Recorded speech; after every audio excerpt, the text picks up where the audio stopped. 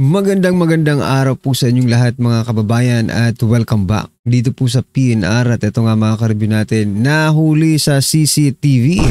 Nako, hindi sapat ang makulong lang. Ayan mga kababayan, patungkol po riyan ang ating aalamin at bibigyan ng reaksyon ngayong araw na ito. Pero bago pong lahat mga kababayan, sa mga hindi pa po nakapag-subscribe sa ating munting channel ay pa-subscribe naman po. Ayan at palike na rin po ng video ito. Maraming salamat po. At eto na nga, simulan na po natin to.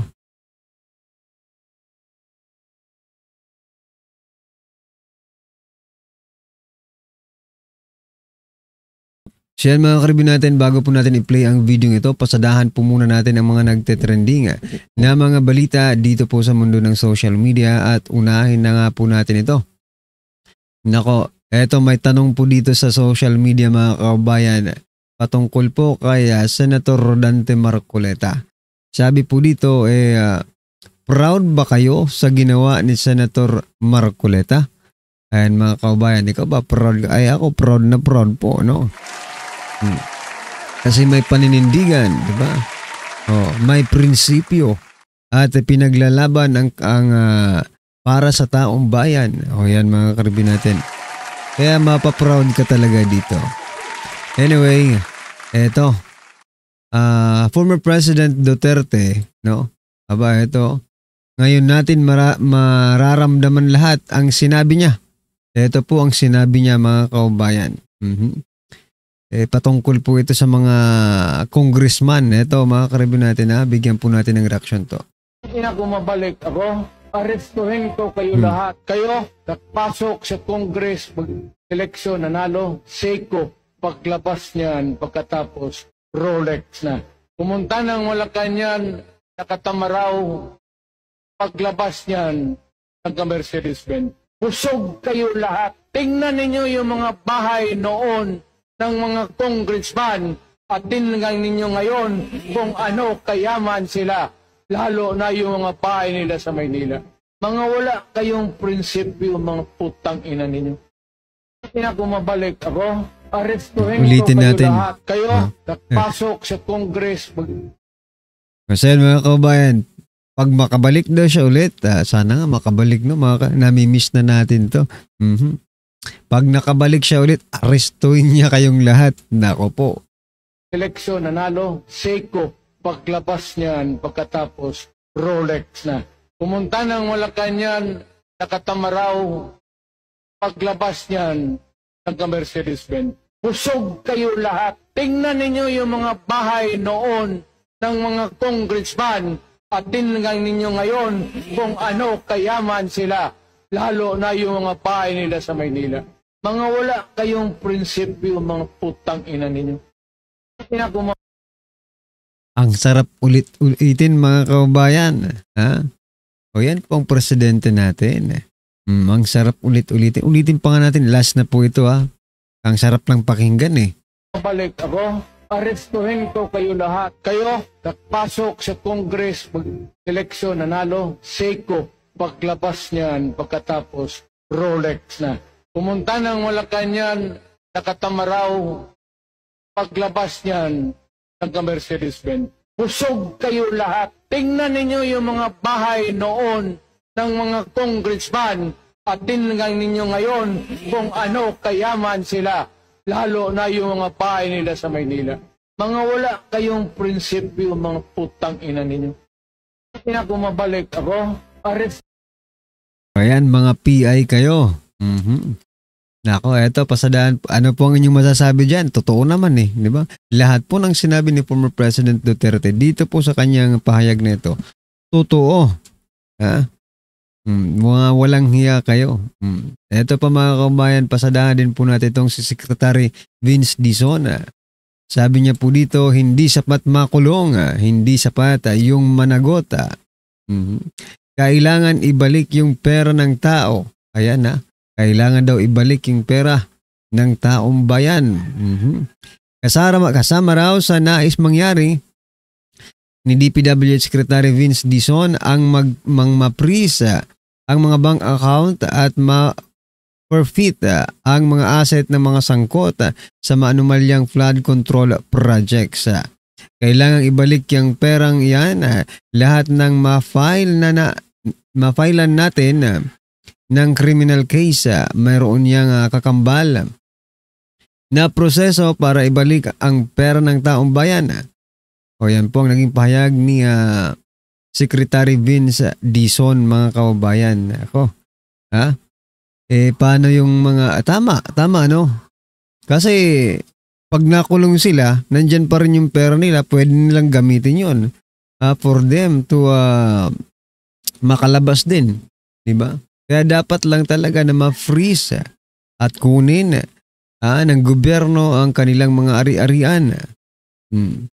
Para naman maging patas ang pero teka lang. Diba? May naalala ako.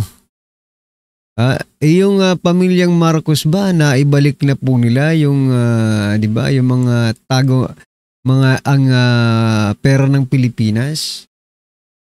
Pwede ba sa panahon po ng kanilang ama, sila po ay nakusahan na magnanakaw rin. Ngayon, naibalik na po ba?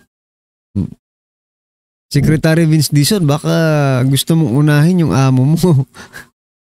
'Di ba? Naibalik nila. Kasi itong sasabihin tingnan nyo. Sasabihin po ng mga, for example, may nakusahan na, may napatunayan na talagang sila ay nagnakaw sa kaban ng bayan dito sa flood control anomalies na ito. Baka sabihin lang nila, teka lang sir. Yung presidente nga natin, hindi pa yata binabalik yung kanilang ninakaw paano na yan? Paano na?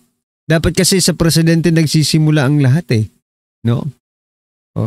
Dapat maging huwaran ng presidente sa lahat ng anumang bagay na gagawin nila. Diba? Kaya ito, maaari magkaroon ng rason itong mga hinayupak na ito, no? Na sabihin na, teka lang. The president itself, hindi ginawa yan. Bakit kami gagawin namin yan, no? Ninakaw namin to Amin na to. Total, paghihirapan naman namin to ng pag nakulong kami. Yun lang. Yun lang ang masama, mga kababayan, no? Kasi baka sabihin nila, dapat maging huwaran muna ang presidente. Nako po. Anyway, that is only our opinion, mga karibin natin. At eto, pasadahan din po natin itong si Atty. Rowena Guanzon. Kasi marami pong kumakalat ngayon, mula po sa itong research na ito. Survey na ito, mga kababayan. Aba, eto po, hindi na nakatiis si Atty. Rowena Guanzon. Sabi niya po dito, never lalamang si Martin Romualdez kay BP Sara sa kahit anong survey. Ngayon pa talaga lumamang kung kailan basang-basa ang pangalan niya sa multi-billion flood control ghost project. Oo nga baka yung mga sinorbi nila dito, mga ghost din, di ba? Baka yung sinorbi nila dito, mga ghost din, mga kababayan. Naku naman. Wag naman wag naman sa. Hindi, ganun talaga, mga kababayan, no? Ay, nako po. Mapapaayin ako ka na lang, mga karibin natin. Dito po sa mga nangyayaring ito. Anyway, ito na, mga kababayan, pasadahan na po natin ang video ito. Ito na po. Magandang araw, mga kabayan. Sa kabila ng mariing pagtanggi ni Senator Jinggoy Estrada sa naging paratang sa kanya ni Bryce Hernandez, ang dating opisyal ng DPWH na di umano ay sangkot Estrada sa 355 milyong piso sa kontrobersyal na pondo sa Ghost Flood Control Project. Porsigido naman itong si Senator Ping Lacson na busisiin at imbestigahan ang isang CCTV footage na nakunan sa loob mismo ng Senado kung saan ay isang tauhan ng isang contractor company ang nagtungo sa opisina ni Senator Jinggoy Estrada para magdala ng pera na pinaghihinalaang suhol o komisyon mula sa isang flood control project sa DPWH. Meron kaming video footage ng CCTV footage na dumalaw dito talaga yung WJ. Ang pangalan niya Mina, no? Ipapatawag namin yon.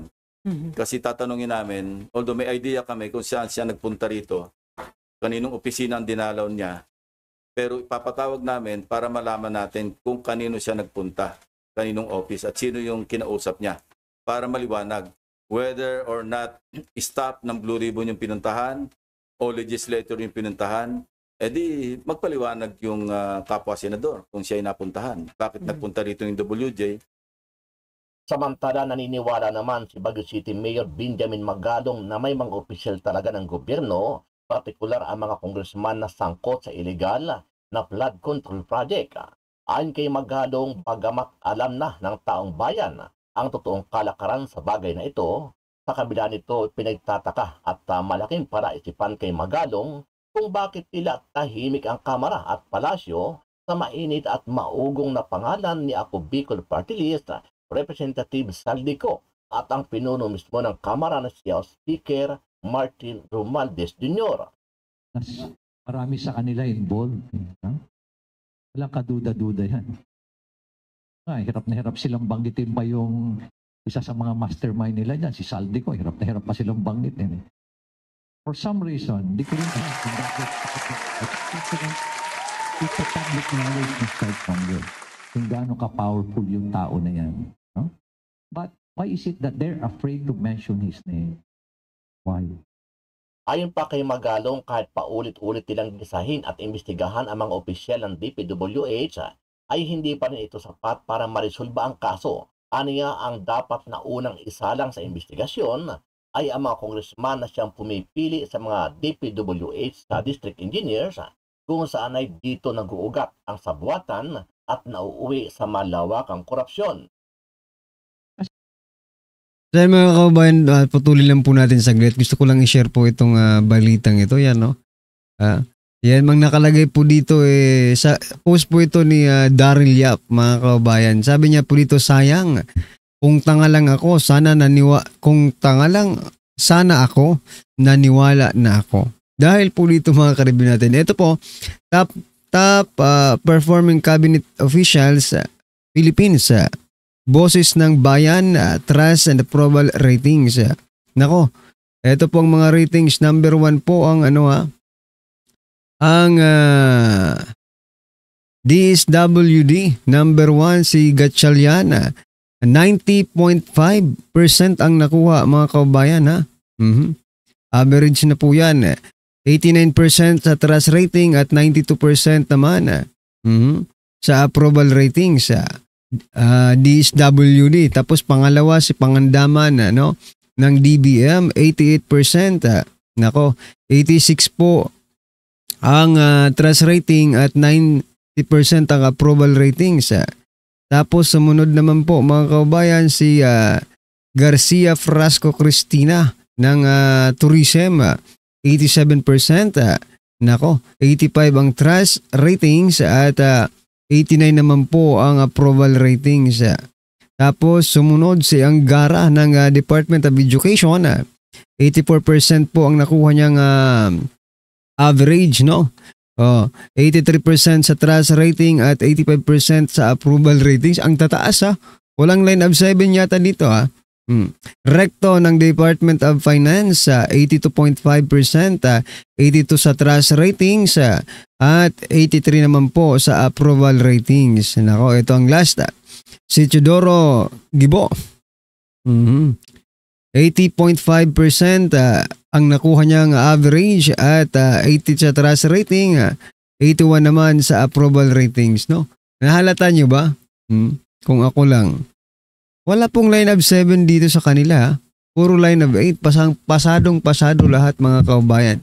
Sa kabila po ng nangyayaring kaguluhan sa ating bansa. There is no such, hindi naman kaguluhan, pero mga problema na kinaharap ng ating bansa, di ba? Tulad na lang po ni Pangandaman, yung DBM. At sa balita, involved ang DBM sa maanumalyang flood control anomalies na ito. Di ba? Tapos ganito, Department of Finance, involved din yan. Sila po ang nag-aano anyway, ano po ang inyong masasabi dyan? Kasi alam nyo naman, yung district engineer, sino namimili dyan? Ang namimili naman dyan, yung mga babatas, hindi naman ho si Secretary DPWH. Kasi ganyan na ho naging kalakaran. Bakit sila nagmimili? Kasi nga nandun ho yung complicity. Nandun po yung sindikato. Kaya sa atin po, paano ho natin ma-address to? Again, principle of transparency. Sa huli, matapang at nanindigan si Mayor Magalong na handa siyang humarap sa mga congressman o kamara para sa gagawing pagdinig. Ito ay sa kabila ng mga banta at paalala ng ilang grupo na baka ibuli o takutin lang siya sa gagawing investigasyon. Sabi ni Magalong handa siyang humarap at hindi siya pupunta sa isang giyera kung walang dalang bala o mga sapat na ebidensya. So, marami nagsabi sa akin na, ay Mayor, kawawa ka lang dyan sa house, puputaktihin ka. Sabi ko, alangan naman ako hindi pupunta sa alam mo na ako pupunta sa house na wala akong bala. Siyempre, nakaprepara din ako. No? Kaya, I am a soldier. No? And I came from a tactical unit. So, I'm prepared to go to the battlefield. Kahapon sa ginawang rally at pagtitipon ng ilang grupo sa iba't ibang bahagi ng bansa, matapang na pinangalanan ni Eric Stellis na dating leader ng aktivistang NPA, itong si Pangulong Ferdinand Bongbong Marcos Jr. at ang pinsan nitong si Speaker Martin Romualdez na ugat at punot dulo kung bakit lumala ang korupsyon sa bansa at lumakas ang loob ng mga opisyal ng DPWH at ilang kongresista na nangurakot sa kaban ng bayan. Mapapadali ito lahat kung wala ng AFP sa likod ni Marcos. Pinipirmahan niya ang sindikato na budget na pinapalusot ng kanyang pinsan for the last 3 budget cycles. Ibig sabihin po, ang conspiracy ni Marcos at ni Romualdez ang naging dahilan kung bakit naging malakas ang loob ng kagaya ni Saldico na maging kriminal na mandurukot at mangangamkam sa kaban ng bayan, ang sindikato sa DPWH hanggang sa baba. Hindi lamang sa taas na antas at pati ang mga kriminal na contractors na numbalik sapagkat ang unang nawala ay yung tinatawag nating fear factor. Ano ang masasabi mo dito, kabayan? Kung ikaw ang tatanungin, dapat na ba talagang humarap sa gagawing investigasyon na binuong independent body itong si Martin Romualdez at ilang mambabatas na pinaghihinala ang sangkot sa korupsyon, partikular itong controversial na si Congressman Saldico. Mga kabayan, abay dapat lang pong silang humarap, no? At sabihin nila ang katotohanan, pawang katotohanan lang, mga kabayan, no? Kaso inunahan na po ng presidente, no? Yung bago sila humarap, sinabi na po ng bago pa man sila humarap, 'di ba? Kasi wala pa naman. Bago po sila humarap sa anumang investigasyon, nako, ito sinabi na po ng presidente na name dropping lang yan, di ba? O yung mga matataas ng opisyal ay normal lang na pinapangalanan.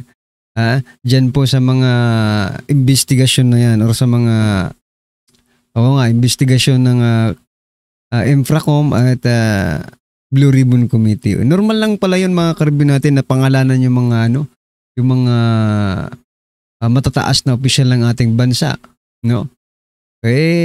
Depende yon. Depende. Kasi may mga opisyal ng ating bansa na kahit pangalanan mo, 'di ba, ay hindi ka maniniwala kasi from the looks of it, very straight, no? Like for example, pangalanan nyo kaya ngayon si Senator Dante Marcoleta kung may maniwala sa inyo, 'di ba? Pero pangalanan natin si Speaker Martin Romualdez at si Saldico, maniniwala ba kayo? Aba, syempre. 'Di ba? Kasi iba po yung personality nila kaysa po kay Senator Marcoleta. Kaya masasabi kong depende po sa pinangangalanan or nininame dropping, no, na mga personality. Depende kung sa track record nila or sa pagtingin ng taong bayan, baka public opinion, di ba? Anyway, mga kababayan, ano po ang inyong opinion, reaksyon patungkol po sa video ito? I-comment nyo na lang po sa baba para at least alam po natin, mga kababayan, ang inyong opinion. Maraming salamat po. Please don't forget to like the video. Maraming salamat po.